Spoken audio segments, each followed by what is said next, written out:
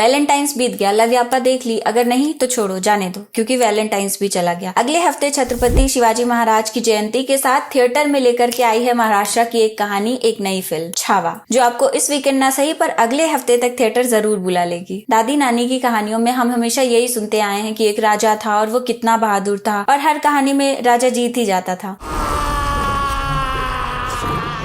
पर जब एक बहादुर राजा कैद किया जाता था तो उसके साथ क्या बर्ताव होता था, ये फिल्म एक डिफरेंट पर्सपेक्टिव के साथ आपके सामने रखते हैं डायरेक्टर लक्ष्मण, जिन्होंने हमें पहले लुका छिपी, जरा हटके जरा बचके और मिमी जैसा लाइट सा सिनेमा दिखाया है। छावा फिल्म में एक राजा की कहानी का एक ऐसा एंगल रखा है जो शायद ही कभी आपने किसी फिल्म में देखा होगा। पहले 80-90 मिनट इतना ज्यादा एक्शन रहता है कि मुझे लगता है कि इतना एक्शन ड्रामा कहाँ है, थोड़ा तो ड्रामा डालना चाहिए ना। पर सारा ड्रामा कलेक्टिवली आपको आखिरी के 35-40 मिनट में देखने को मिलता है। एंड के 30 मिनट फिल्म आपको हंसाना छोड़ करके डर, गुस्सा, गर्व, घमंड, दुख, हर तरह के भाव आपके कुरेदेगी। आपको हर उस बार गूज़बम्स आएंगे जब आप याद करोगे कि फिल्म में आप क्या देख करके आए हो। विकी कौशल के किरदार संभाजी महाराज को इस तरह से टॉर्चर किया गया है स्क्रीन पे। इस पूरी फिल्म में आप ना रो दें ऐसा हो ही नहीं सकता। 110% ये सिनेमा आपको रुलाएगा जरूर। बार बार इस पूरी फिल्म में आपको ये सुनने को मिलता रहता है कि शिवाजी चले गए पर अपनी सोच जिंदा छोड़ गए। आफ्टर स्पेंडिंग थोड़ा सा time in Maharashtra I can say ये बात उतनी ही सही है। अभी भी उनकी सोच वहाँ के लोगों में उसी तरह झलकती है। 5-7 मिनट का टाइम आगे पीछे जाने दो तो फिल्म लगभग 2.5 घंटे 2 घंटे 35 मिनट की है। मोस्टली ब्रूटल वायलेंस वाली फिल्में, मतलब ए रेटेड एक्शन जो होता है वो हम बहुत कैजुअली आसानी से स्क्रीन पे देख लेते हैं, पर इस फिल्म में आपसे देखा नहीं जाएगा जो संभाजी महाराज के साथ असल में हुआ है, क्योंकि पूरे टाइम आपके दिमाग में ये चलता रहता है ना कंटिन्यूअसली कि ये सच में हुआ है। देखो, महाराष्ट्र के बारे में जानने वाले लोगों को बताने की जरूरत नहीं है कि संभाजी महाराज कौन थे, but for Hindi viewers Sambhaji Chhatrapati Shivaji के बेटे थे। संभाजी महाराज की कहानियों में उनके बारे में यही लिखा है कि उन्होंने छत्रपति शिवाजी महाराज की लीगेसी और मराठा साम्राज्य का बोलबाला उन्हीं की तरह 100 गुना आगे बढ़ाया था।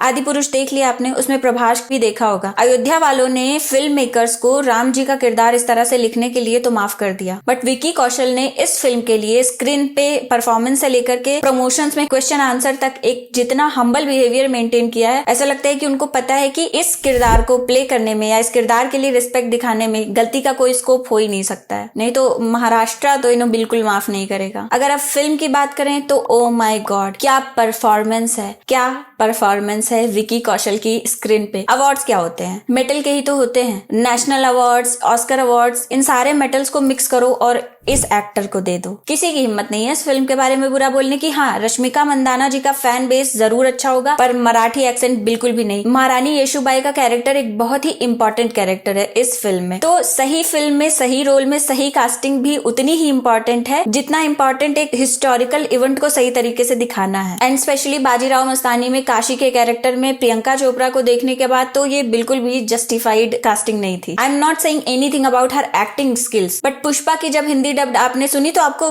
पता चल रहा था कि एक साउथ इंडियन एक्ट्रेस है, उन्होंने अपने हिंदी वर्जन की डबिंग खुद से की है, उसमें भी आ रहा था। बट एक हिस्टोरिकल मराठी कोर कहानी दिखाई जा रही है छावा फिल्म में। विकी कौशल एक पंजाबी होने के बावजूद भी मराठी एक्सेंट कितना अच्छे से परफॉर्म कर रहे हैं, बट उसी जगह रश्मिका मंदाना, दिव्या दत्ता का रोल बहुत कम था। पूरी स्क्रीन पे दिव्या दत्ता को अच्छे से दिखाया जा रहा है, लेकिन स्क्रीन प्रेजेंस उस तरह से नहीं निकल करके आ पा रही थी। जो अपनी जिंदगी में इतनी सारी लड़ाइयां लड़ते हैं और जीतते भी हैं, जब उनकी कहानियों में उनकी बहादुरी के बारे में लिखा जाता है तो उनकी लड़ाइयों के टैक्टिक्स के बारे में भी लिखा जाता है, जो इस फिल्म में दिखाने में मिसिंग रह गया। जैसे कि वो जमीन से और पानी में से निकल करके अपने सैनिकों के साथ प्रकट हो जा रहे हैं, वो कैसे घुसे वहां पे उतने देर शांति से छुपे रहने के लिए, कैसे वो सर्वाइव कर पाए, इसी को ऑडियंस को दिखाते हैं, इसी को प्लॉटिंग करना कहते हैं। यहीं पे डायरेक्शन थोड़ा सा मिसिंग था, तो बजाय लॉजिक डालने के बहुत सारा स्पीड रैम्पिंग और स्लो मोशन डाला गया है फाइट सीन्स में। तो डायरेक्टर की छोटी छोटी और थोड़ी सी कमियों को दो लोग छुपाते हैं, स्क्रीन पे विकी कौशल की एक्टिंग और बैकग्राउंड में ए.आर. रहमान जी का म्यूजिक।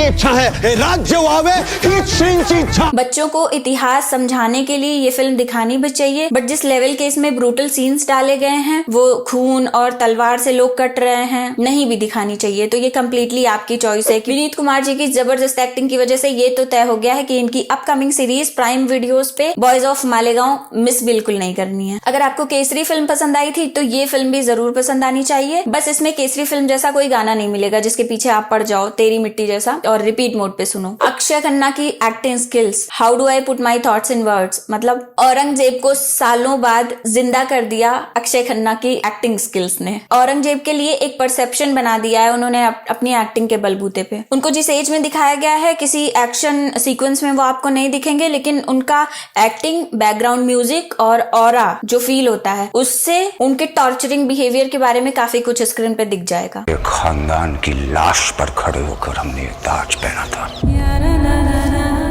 OTT पे आने दो तब देख लेंगे, इस तरीके की फिल्म नहीं है। अगर आप अपने आप को सिनेमा लवर कहते हो, अच्छी फिल्में देखना पसंद करते हो तो टिकट बुक कर लो और बिना मिस किए शुरू से देखना ताकि अजय देवगन की आवाज भी सुनने को मिले। 2025 शुरू होके 48 दिन यानी कि 1.5 महीने बीत चुके हैं और इस साल 2025 में अगर आपने कोई फिल्म थिएटर में नहीं देखी है तो ये फिल्म एक थिएटर एक्सपीरियंस है, देख लीजिए। एक फिल्म के बारे में रिव्यू शेयर करने के पर्पज से मुझे जो लगा मैंने पॉइंट आउट कर दिया। इस फिल्म को रेट करने का मतलब है कहानी को रेटिंग देना, तो आई वुड जस्ट से कि जाओ और ये फिल्म जरूर देखो। Well, that's it from my side. I will see you in my new video. Take care. Bye bye.